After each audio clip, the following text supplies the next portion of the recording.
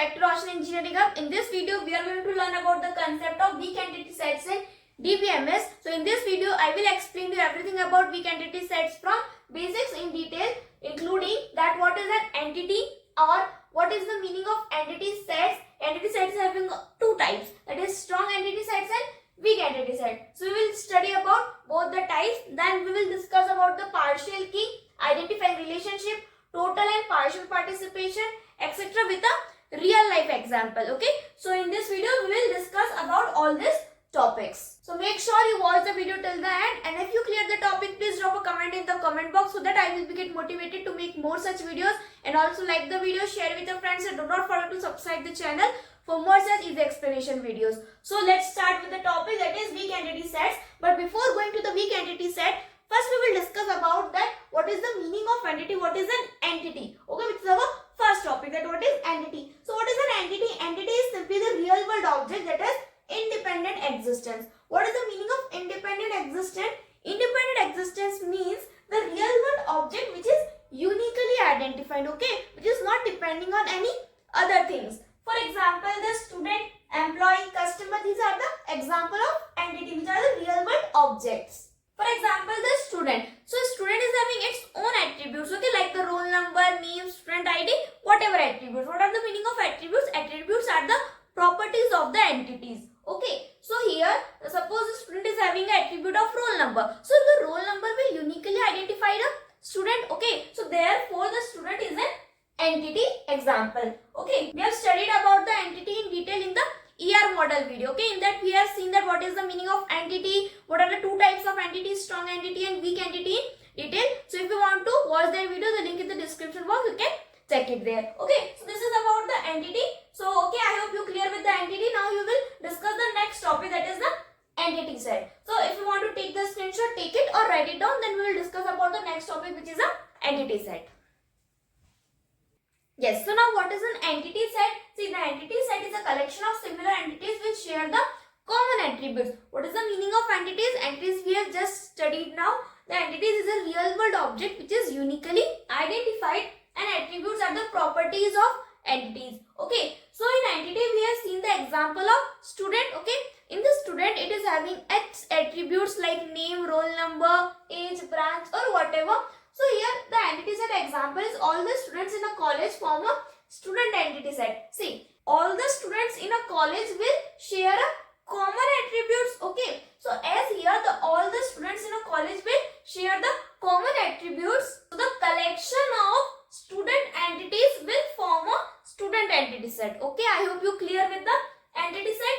Now here see, usually there is one attribute which will uniquely identify an entity. Okay, and this attribute is called as the primary key. Here in the student entity, the roll number we will say it is a primary key because it is uniquely identified for a student. Okay, like here see, name can be repeated of the student, branch can be also repeated, age can also be repeated, roll number is uniquely. Okay, all the students will have a unique roll number, so therefore your roll number we can say it is a primary key. Okay, and the primary key is denoted by the oval with solid underline. Here roll number is a primary key, therefore it is underlined and with the oval shape. Attributes are denoted with the oval shape and the entities are denoted with the rectangle shape. Okay, so this is about the entity set and the primary key. If you want to take the screenshot, take it or write it down.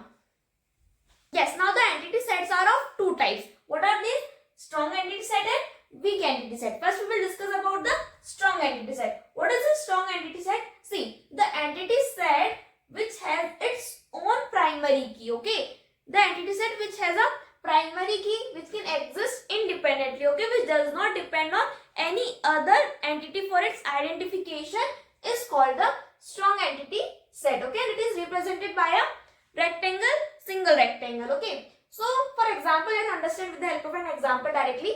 There is an entity which is a building. The building can exist on its own. Okay, it can be uniquely identified. Suppose see, the building has an attributes of building ID, building name and address. Here the building ID is a attribute which is uniquely identified by each building. Okay, by the building ID we can identify each building uniquely. So therefore we can take it as a primary key. Okay, so in this entity there is a primary key, okay, it has a primary key and it is existing independently, so therefore building is a strong entity set. Okay, I hope you clear with the strong entity set. Now we will discuss about the weak entity set. See, the weak entity set is a entity set which does not have a primary key of its own. Okay, in the weak entity set there is no primary key and it depends on the strong entity for the identification. Okay, as it is not uniquely it is not having a primary key. Okay, that means it does not have an attribute which is uniquely identified that entity. Okay, so it will depend on the strong entity for the identification. It is represented by a double rectangle. Okay, weak entity set is represented by a double rectangle shape. Let's understand with the help of an example. Suppose there is an entity called as room. Let's think about the room which is inside a building. Okay, so the attributes of the room can be room number, room type, room floor. Okay, on the which floor the room is. So these are the attributes of a room. So here see, can the room number will uniquely identify the room? Okay, so the answer is no. How the room number will uniquely identify? Because in each building, suppose there is a room number with 101. Okay, so it does not giving a full information that which building, where is the room number 101. Same as of room type. Room type is also not uniquely identifies the room, not the floor is uniquely identifies the room. So therefore there is no attribute which will uniquely identifies the room. Okay, means there is no primary key. Okay, and it will depend on the strong entity for the identification. Suppose we will see that the building ID and the room number. Okay, if we have the building ID and the room number, so it will uniquely identify that in that building with that building ID will have this room number. Okay, so it will uniquely identify. So therefore the room will depend on the building for its identification. So it is not having a primary key and it is depending on the strong entity set. Therefore it is called as the weak entity set. I hope you clear with the strong entity set and weak entity set both. Okay, in the strong entity set it has a primary key and it exists independently. Example we have seen of building. And in the weak entity set it means it does not have a primary key and it depends on the strong entity for the identification. And the entity, the example we have seen of room. You will get more clear as we move forward in the video. Okay, so I hope you clear with this both the types of entity sets. You want to take the screenshot, take it or write it down, then we will move the next topic, that is the identifying relation. What is the identifying relationship? What is the relationship between the strong entity set and the weak entity set? First you note it down or take the screenshot. Now let's understand about the partial key with the same example of building and room. See, what is the partial key? Partial key is an attribute or a set of attributes of a weak entity that can uniquely identify weak entity only when combined with primary key of strong entity. What does it mean? We'll understand with the help of an example. See, in the example we have seen that building is a strong entity set and room is a weak entity set. Okay, so in that we have seen the room is having a attributes of room number, room type or floor. So in that attributes we have taken one attribute and we will assign it as a partial key. Why? See, in the strong entity set which is a building, there is some attributes in that the primary key is a building ID. Okay, so building ID is a primary key of strong entity. So when we will combine the building ID and the room number, so this combination will uniquely identify the room. Okay, it will always uniquely identify that the building ID in which building which room number. So it will uniquely identify the room, this combination. So therefore it will be unique in every record. Okay, in every record this combination will be unique. So therefore the building ID is a primary key of strong entity and the room number we will call it as a partial key. This is what the definition is, the attribute or the set of attribute of a weak entity. So the room number is an attribute of a weak entity that can uniquely identify the weak entity only when combined with primary key of strong entity. So it will be an attribute of weak entity and it will be combined with the primary key of strong entity. Okay, then it will be uniquely identify the weak entity. Okay, when it will be both combined, then it will be uniquely identify a weak entity. Okay, so I hope you clear with the partial key also. Okay, now if you want to take the screenshot, take it or write it down, then we will move forward to the next topic. Now what is the identifying relationship? See, a weak entity set is always connected to its strong entity using a special relationship called an identifying relationship. Okay. See, the identifying relationship is a relationship which links the strong entity and the weak entity set. Okay, and it is denoted by a double diamond in ER diagram. We will understand with the help of an example. Same example we will take of building and room. See, in this, here the building is a strong entity set. Why? Because it is having a primary key. Primary key we will denote by a solid underline, and here room is a weak entity set as it is not having any primary key, but here we are having a partial key. Okay, we have seen what is a partial key. When we will combine the room number with a primary key of strong entity, then it will be termed as a partial key. This attribute will be termed as a partial key of weak entity set. Okay, so this is a partial key.